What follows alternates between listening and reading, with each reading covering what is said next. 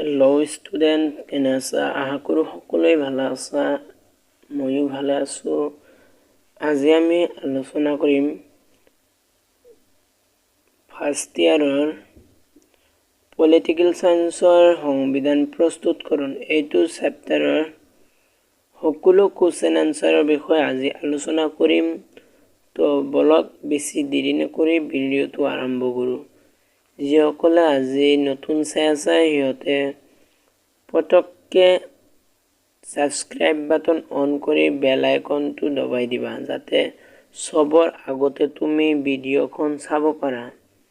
তো বলক ভিডিঅ'টো আৰম্ভ কৰোঁ। প্ৰথম কুৱেশ্যনটো হ'ল, তলত উল্লেখ কৰা কোনবিধ কাৰ্য সংবিধানৰ নহয়? এনচাৰটো চাওঁ।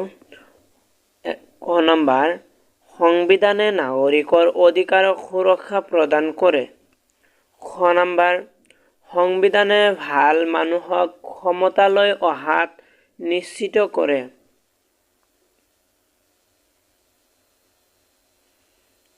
ঘ নম্বৰ, সংবিধানে চৰকাৰৰ বিভিন্ন অংগবিলাকৰ ক্ষমতাবোৰ স্পষ্ট কৰি দিয়ে। ঘ নম্বৰ, সংবিধানে কেতবোৰ মূল্যবোধৰ প্ৰকাশ কৰে। ইয়াৰ এনচাৰটো হ'ব খ নম্বৰটো। নেক্সট কুৱেশ্যন, তলত উল্লেখ কৰা কোনটো যুক্তিয়ে ভালদৰে প্ৰতিপন্ন কৰে যে সংসদতকৈ সংবিধানৰ কৰ্তৃত্ব উচ্চ? ইয়াৰ অপশ্যনটো চাই লওঁ। ক নম্বৰ, সংসদ গঠনৰ আগতে সংবিধান ৰচনা কৰা হৈছিল। খ নম্বৰ, সংবিধান ৰচকসকলে সংসদৰ সদস্যতকৈ অধিক খ্যাতিসম্পন্ন নেতা।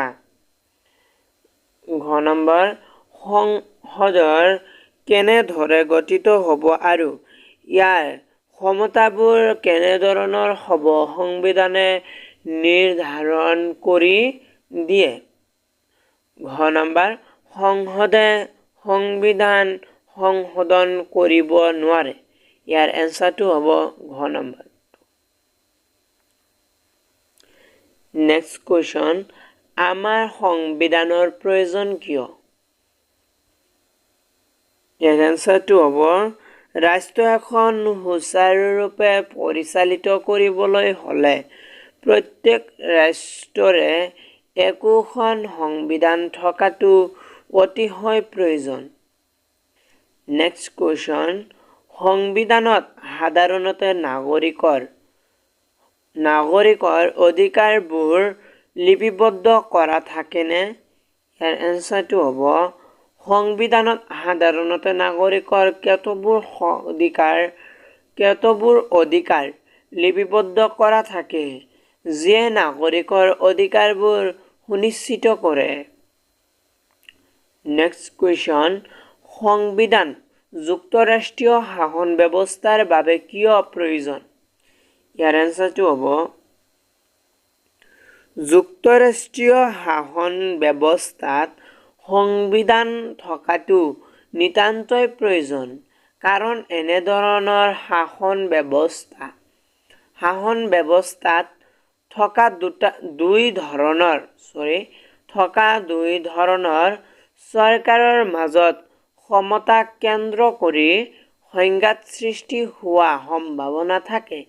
কিন্তু এনে সংঘাতবোৰ সংবিধানৰ জৰিয়তে মীমাংসা কৰাৰ উপৰিও চৰকাৰসমূহৰ ক্ষমতাৰ বিভাজন কৰাৰ ফলত সংঘাত আশংকাও যথেষ্ট কম হয়। নেক্সট কুৱেশ্যন, সংবিধানে নাগৰিকৰ মৌলিক পৰিচয়টো নিশ্চিত কৰেনে? ইয়াৰ এনচাৰটো হ'ব, সংবিধানে নাগৰিকৰ মৌলিক পৰিচয়টো নিশ্চিত কৰে। নেক্সট কুৱেশ্যন, সংবিধানে চৰকাৰৰ ক্ষমতা প্ৰয়োগৰ ক্ষেত্ৰত সীমাবদ্ধতা আনি দিয়েনে? ইয়াৰ এনচাৰটো হ'ব, সংবিধানে চৰকাৰৰ ক্ষমতা প্ৰয়োগৰ ক্ষেত্ৰত সীমাবদ্ধতা আনি দিয়ে। নেক্সট কুৱেশ্যন, ভাৰতবৰ্ষৰ সংবিধানখন কোনে প্ৰণয়ন কৰিছিল? সেইটো বহুত ইম্পৰ্টেণ্ট কুৱেশ্যন, তোমালোকে ভালকৈ চাই যাবা। ইয়াৰ এনচাৰটো হ'ব ভাৰতবৰ্ষৰ সংবিধানখন সংবিধান সভাই প্ৰণয়ন কৰিছিল। নেক্সট কুৱেশ্যন, দেশ বিভাজনৰ ফলশ্ৰুতিত সংবিধান সভাৰ কাৰ্যত ব্যাঘাত জন্মিছিল নে? ইয়াৰ এনচাৰটো হ'ব দেশ বিভাজনৰ ফলশ্ৰুতিত সংবিধান সভাৰ কাৰ্যত ব্যাঘাত জন্মিছিল। নেক্সট কুৱেশ্যন, কেবিনেট মিছন ভাৰতবৰ্ষত কোন চনত আহিছিল? এইটো বহুত ইম্পৰ্টেণ্ট কুৱেশ্যন। ইয়াৰ এনচাৰটো হ'ব কেবিনেট মিছন ভাৰতবৰ্ষত 1946 চনত আহিছিল।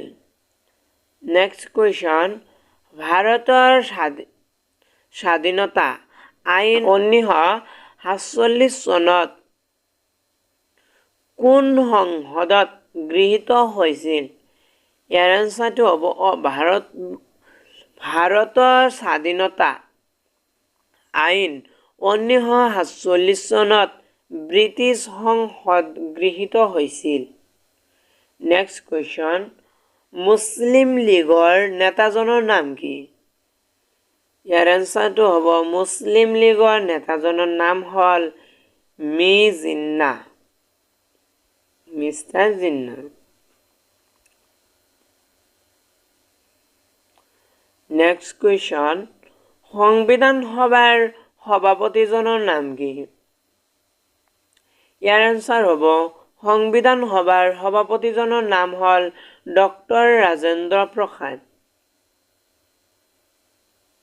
নেক্সট কুৱেশ্যন, ভাৰতৰ সংবিধানখন কোন চনৰ পৰা কাৰ্যকৰী হৈছিল? ইয়াৰ এনচাৰটো হ'ব ভাৰতৰ সংবিধানখন 1950 চনৰ 26 জানুৱাৰীৰ পৰা কাৰ্যকৰী হৈছিল। নেক্সট কুৱেশ্যন, ভাৰতবৰ্ষৰ সংবিধানৰ উৎস এটা উল্লেখ কৰা। ইয়াৰ এনচাৰটো হ'ব ভাৰতবৰ্ষৰ সংবিধানৰ উৎস এটা হ'ল ব্ৰিটিছ সংবিধান। নেক্সট কুৱেশ্যন, ভাৰতবৰ্ষৰ বিভাজনৰ মূল নায়ক কোন? ইয়াৰ এনচাৰ হ'ব ভাৰতবৰ্ষ বিভাজনৰ মূল নায়ক হ'ল লৰ্ড মাউণ্টবেটেন। এতিয়া চমু উত্তৰৰ প্ৰশ্ন। এতিয়া অকণমান দীঘল হ'ব এইবিলাক, কিন্তু বুজি ল'লে সহজ। বলা চাই লওঁ। প্ৰথম কুৱেশ্যনটো হ'ল সংবিধানৰ প্ৰয়োজনীয়তাৰ বিষয়ে চমুকৈ ব্যাখ্যা কৰা। ইয়াৰ এনচাৰটো হ'ব ৰাষ্ট্ৰ এখন সুচাৰুৰূপে পৰিচালিত কৰিবলৈ হ'লে প্ৰত্যেক ৰাষ্ট্ৰৰ একোখন সংবিধান থকাটো অতিশয় প্ৰয়োজন। ৰাষ্ট্ৰ এখনত গণতন্ত্ৰক জীয়াই ৰাখিবলৈ হ'লেও ৰাষ্ট্ৰখনৰ বাবে এখন সংবিধানৰ প্ৰয়োজন হয়। সংবিধান হ'ল এখন লিখিত দলিল। সংবিধানত চৰকাৰৰ ক্ষমতাবোৰ লিপিবদ্ধ কৰা থাকে। সংবিধানে প্ৰদত্ত কৰা ক্ষমতাৰ বাহিৰত চৰকাৰে আন কোনো ক্ষমতা প্ৰয়োগ কৰিব নোৱাৰে, আৰু তেনে কৰিলে ন্যায়ালয়ে অসাংবিধানিক বুলি ঘোষণা কৰি চৰকাৰক নিয়ন্ত্ৰণ কৰিব পাৰে। সংবিধানে চৰকাৰৰ স্বৈৰাচাৰিতাক নিয়ন্ত্ৰণ কৰি জনসাধাৰণক অধিকাৰ ৰক্ষা কৰে। নেক্সট কুৱেশ্যন, সংবিধানে সমন্বয় আৰু প্ৰতিশ্ৰুতিক অনুমোদন দিয়ে, ব্যাখ্যা কৰা। ইয়াৰ এনচাৰ হ'ব সংবিধানৰ প্ৰথম কাৰ্য হ'ল ই মৌলিক নীতি নিৰ্ধাৰণ কৰি দিয়ে, যি নীতিৰ জৰিয়তে ৰাষ্ট্ৰ এখনৰ সকলো শ্ৰেণীৰ লোকৰ মাজত ন্যূনতম সমন্বয় স্থাপন হয়। ৰাষ্ট্ৰৰ প্ৰত্যেকজন মানুহে কেতবোৰ মৌলিক নীতি নিয়মৰ ক্ষেত্ৰত উমৈহতীয়া সন্মতি দিব লাগিব। তাৰোপৰি সকলোৱে সেইবোৰ মানি চলাটো বাধ্যতামূলক আৰু কোনোবাই অমান্য কৰিলে শাস্তি বিহা হ'ব লাগিব। এনেবোৰ প্ৰতিশ্ৰুতি সংবিধানৰ জৰিয়তে দিব পাৰিলে ৰাষ্ট্ৰ এখনৰ সমন্বয় স্থাপন কৰিব পৰা যায়। নেক্সট কুৱেশ্যন, সংবিধানে চৰকাৰৰ ক্ষমতাৰ ওপৰত সীমাবদ্ধতা আনে ব্যাখ্যা কৰা। ইয়াৰ এনচাৰটো হ'ব সংবিধানে চৰকাৰৰ ক্ষমতা প্ৰয়োগৰ ক্ষেত্ৰত সীমাবদ্ধতা আনি দিয়ে। গতিকে চৰকাৰে কেতিয়াও ইয়াৰ সীমা চেৰাই গৈ নাগৰিকৰ অধিকাৰৰ ওপৰত হস্তক্ষেপ কৰিব নোৱাৰে। সংবিধানে নাগৰিকৰ অধিকাৰ সুৰক্ষিত কৰে। সংবিধানে আইন প্ৰণয়ন বা নীতি গ্ৰহণৰ ক্ষেত্ৰত কোনো এটা নিৰ্দিষ্ট কৰ্তৃপক্ষক অধিক ক্ষমতা প্ৰদান কৰিলেও ই ক্ষমতাৰ সীমাৰেখা চেৰাই যাব নোৱাৰিব। কৰ্তৃপক্ষই এনে আইন প্ৰস্তুত কৰিব নোৱাৰিব যি আইনে জনসাধাৰণক ক্ষতিগ্ৰস্ত কৰিব। নেক্সট কুৱেশ্যন, সংবিধানে সমাজ এখনৰ আশা আকাংক্ষা কেনেদৰে পূৰণ কৰে? ইয়াৰ এনচাৰ হ'ব সংবিধানে সমাজৰ আশা আকাংক্ষা সমূহ বাস্তৱায়িত কৰাত সক্ষম কৰি তোলে আৰু এখন ন্যায্য সমাজ গঢ়াৰ বাতাবৰণ সৃষ্টি কৰি দিয়ে। সমাজৰ আশা আকাংক্ষাসমূহ পূৰণৰ উদ্দেশ্য ক্ষমতা প্ৰদান কৰিছে, যেনে সমাজৰ পৰা অসমতা, জাতিগত বৈষম্যমূলক আচৰণ দূৰ কৰাৰ বাবে চৰকাৰক ব্যৱস্থা গ্ৰহণ কৰিবলৈ ক্ষমতা প্ৰদান কৰিছে। তদুপৰি সমাজত বসবাস কৰা লোকৰ ন্যূনতম মৰ্যাদা আৰু আত্মসন্মান সহকাৰে জীৱন ধাৰণৰ উদ্দেশ্য সংবিধানে কেতবোৰ আঁচনি গ্ৰহণৰ বাবে পদক্ষেপ ল'বৰ কাৰণে নিৰ্দেশ দিছে। নেক্সট কুৱেশ্যন, সংবিধান সভাৰ বিষয়ে চমুকৈ লিখা। ইয়াৰ এনচাৰ হ'ব ভাৰতবৰ্ষৰ বাবে সংবিধান এখন ৰচনা কৰাৰ দায়িত্ব সংবিধান সভাৰ ওপৰত ন্যস্ত কৰা হৈছিল।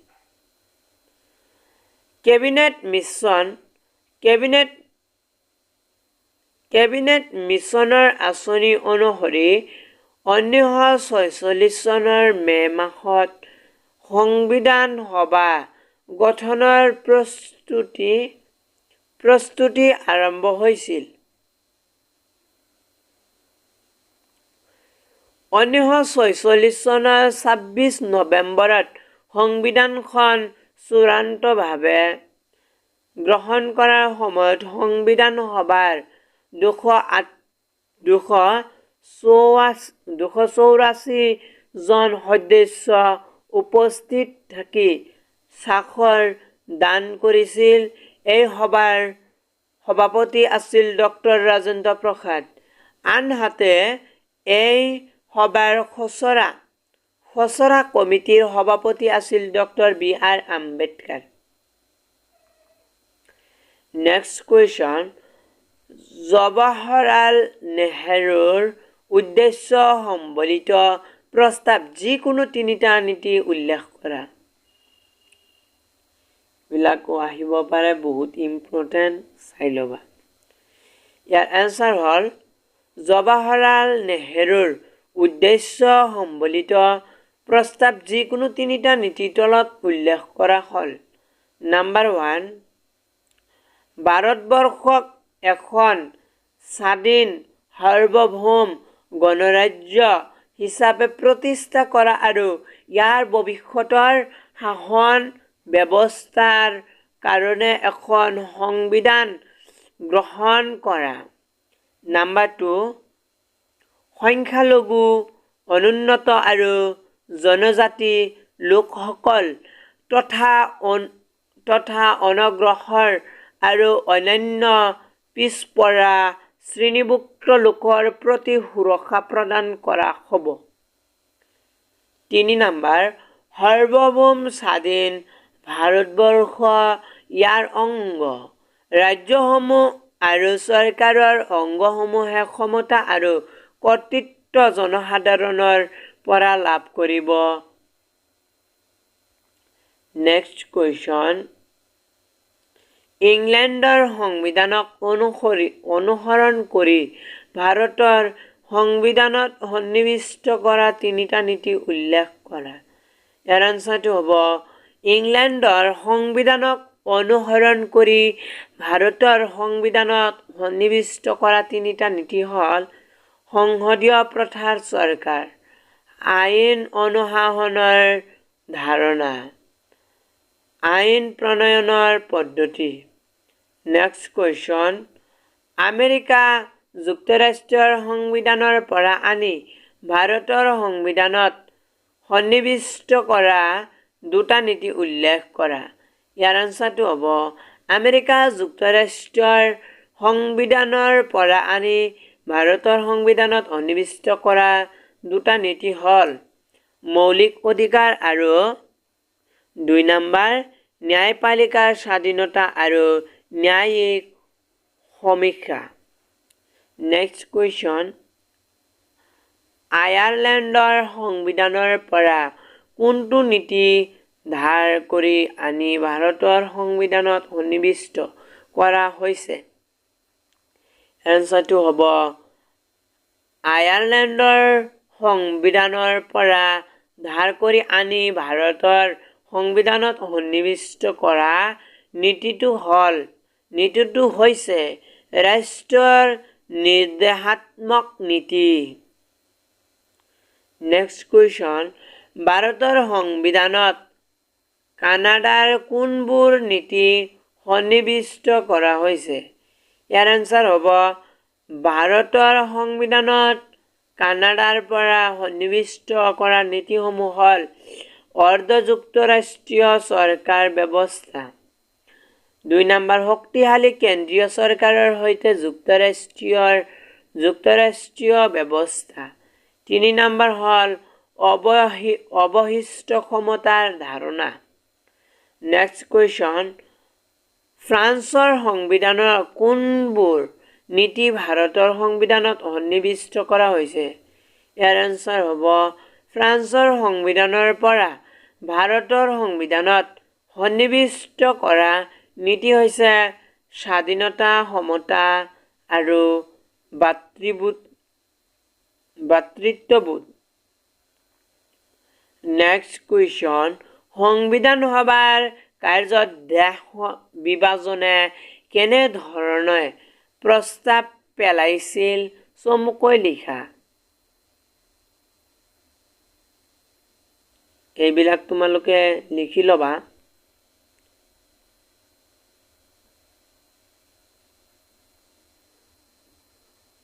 ইয়াৰ আনচাৰ হ'ল সংবিধান সভাৰ কাৰ্যত দেশ বিভাজনে ভাৰুকৈ প্ৰভাৱ পেলাইছিল। বিভিন্ন অপ্ৰীতিকৰ পৰিৱেশ সৃষ্টি হৈছিল। সংবিধান সভাৰ গঠনতো সালসলনি ঘটাবলগীয়া হৈছিল। দেশ বিভাজনৰ ফলত পাকিস্তানৰ অন্তৰ্ভুক্ত ৰাজ্যক্ষেত্ৰৰ পৰা নিৰ্বাচিত হ'বলগীয়া সদস্যবোৰ বাদ দি 1947 চনৰ 31 ডিচেম্বৰত চূড়ান্তভাৱে লোৱা সিদ্ধান্ত অনুসৰি প্ৰদেশবোৰৰ পৰা নিৰ্বাচন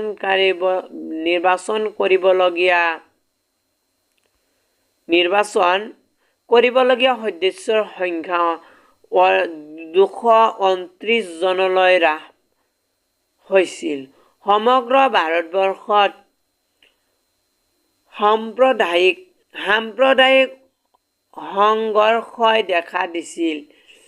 হাজাৰ হাজাৰ লোকৰ মৃত্যু হোৱাৰ উপৰিও চৰকাৰী আৰু বেচৰকাৰী সা-সম্পত্তি ক্ষতি হৈছিল।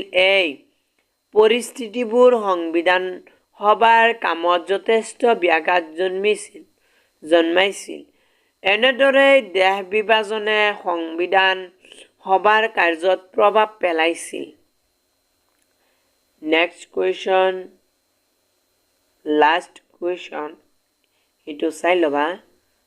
ভাৰতৰ সংবিধানৰ তিনিটা উৎস লিখা। ইয়াৰ আনসাৰ হ'ব ভাৰতৰ সংবিধানৰ তিনিটা উৎস হ'ল নাম্বাৰ 1 ভাৰত চৰকাৰৰ আইন, ভাৰত চৰকাৰৰ আইন 1935 চনত থকা ক্ষমতাৰ বিভাজন, যুক্তৰাষ্ট্ৰীয় স্বায়ত্তশাসন, জৰুৰীকালীন ক্ষমতা, ৰাজ্যত দ্বিসদনীয় বিধানমণ্ডলৰ নীতিবোৰ, ভাৰতবৰ্ষৰ সংবিধান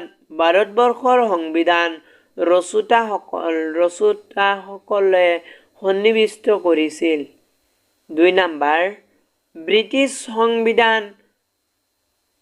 সংবিধান প্ৰণেতাসকলে ব্ৰিটিছ সংসদীয় শাসন ব্যৱস্থাক অনুকৰণ কৰি ভাৰতবৰ্ষৰ কেন্দ্ৰ আৰু ৰাজ্যসমূহত সংসদীয় শাসন ব্যৱস্থা প্ৰৱৰ্তন কৰিছে। ভাৰতৰ সংসদীয় শাসন ব্যৱস্থা ব্ৰিটিছ সংবিধানৰ প্ৰত্যক্ষ প্ৰভাৱ বুলি ক'ব পাৰি। 3 নম্বৰ স্বাধীনতা আন্দোলন। ভাৰতবৰ্ষৰ সংবিধানৰ ওপৰত স্বাধীনতা আন্দোলনৰ প্ৰভাৱ যথেষ্ট দেখিবলৈ পোৱা যায়। পণ্ডিত জৱাহৰলাল নেহৰুৰ উদ্দেশ্য সম্বলিত প্ৰস্তাৱটো ভাৰতীয় সংবিধান ৰচনা কৰাৰ মূল আধাৰ হিচাপে গ্ৰহণ কৰিছিল। তদুপৰি স্বাধীনতা আন্দোলনৰ হোতাসকলে ব্ৰিটিছ চৰকাৰৰ পৰা দাবী কৰা সমতা, নাগৰিকৰ স্বাধীনতা, ধৰ্মনিৰপেক্ষতা আদিয়েও নতুন সংবিধানখন স্থান পাইছে। ভিডিঅ'টো কেনে লাগিল কমেণ্ট কৰিবা, ভাল লাগিলে লাইক কৰিবা আৰু বেলেগজনৰ ওচৰত শ্বেয়াৰ কৰিবা। আৰু কোনটো চেপ্টাৰৰ ভিডিঅ' লাগে কমেণ্ট কৰি অৱশ্যই জনাবা। আমি এইটো ভিডিঅ' বনোৱাৰ চেষ্টা কৰিম। Thank U.